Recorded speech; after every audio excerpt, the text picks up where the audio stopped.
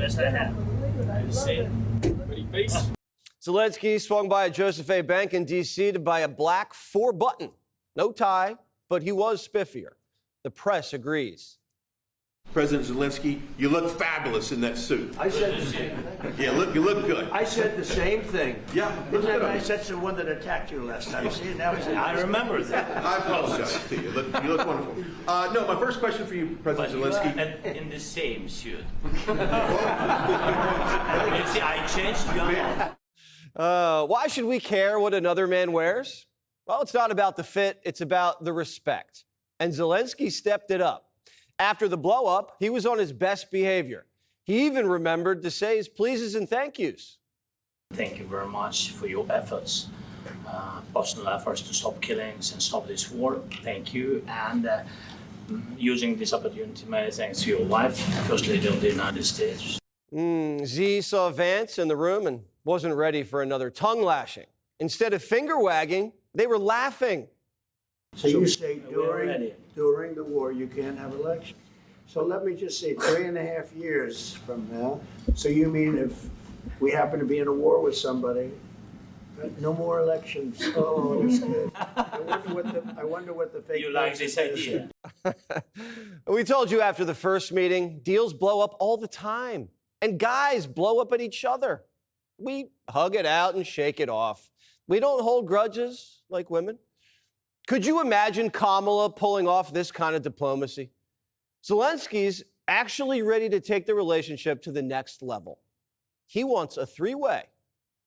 President Zelenskyy, are you prepared to keep sending Ukrainian troops to their deaths for another couple years, or are you going to agree to redraw the maps? We need to stop this war, to stop Russia, and we supported the idea of the United States, personally of President Trump, to stop this war, to make a diplomatic way of finishing this war, and we are ready for trilateral, as President said.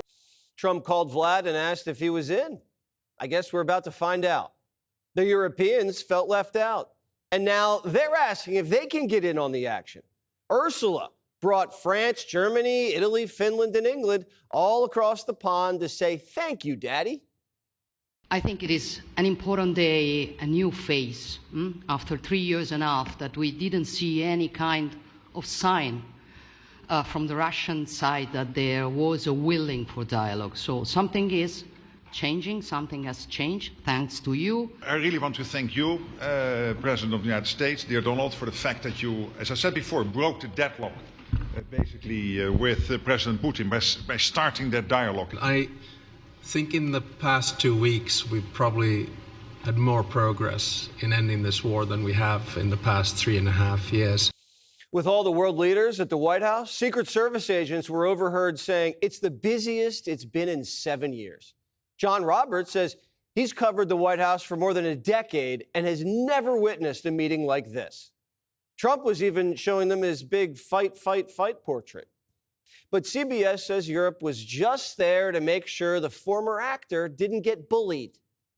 There is concern from the Europeans that President Zelenskyy is going to be bullied into signing something away. That's why you have these European leaders coming as backup tomorrow. No, it isn't. That's not why they're coming as back. That's not true. This is such a stupid media narrative that they're coming here tomorrow because Trump is going to bully Zelenskyy into a bad deal. We've been working with these people for weeks on this stuff. They're coming here tomorrow because they chose to come here tomorrow. We invited them to come. We invited them to come. The president invited them to come.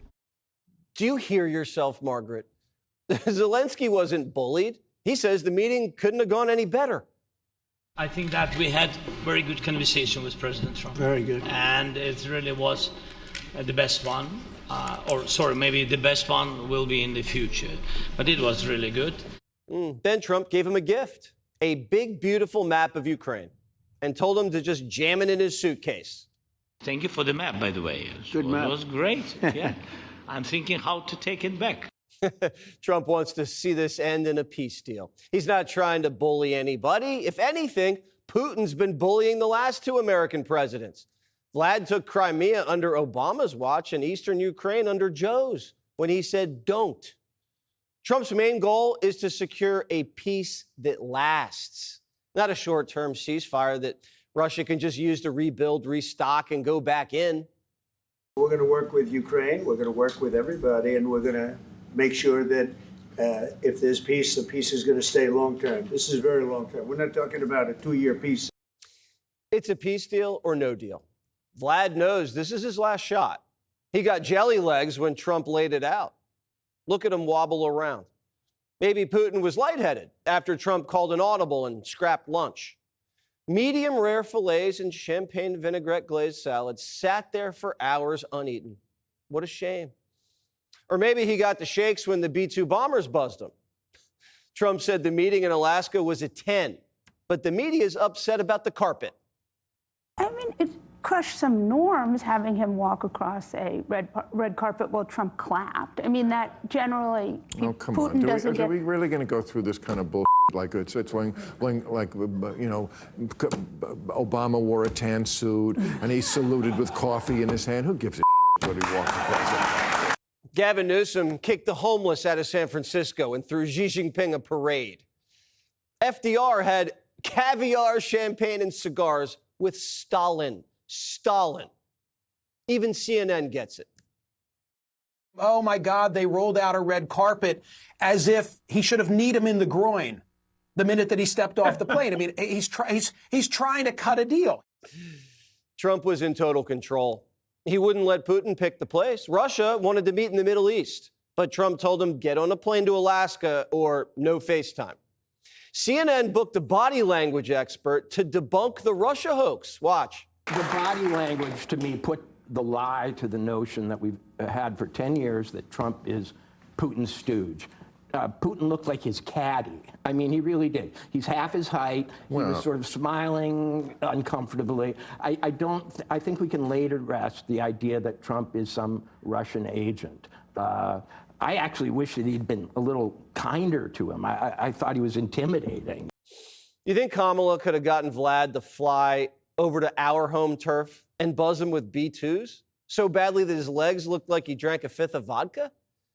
This meeting never would have been possible if Donald Trump hadn't slapped secondary sanctions on Russian energy exports, and if Trump hadn't forced the Saudis to keep oil prices low. He got NATO to beef up defense spending, and the EU trade deal has us selling the continent American energy. No more Nord Stream. It's time for peace. Ukraine was once gung-ho, naturally, and now they want a truce. The idea that they do want to negotiate an end to this war as soon as possible, that has now gone through the roof. Again, we're talking about 69%, which is such a big difference from where we were at the beginning of the war when it was just 22. Everybody wants this war to end.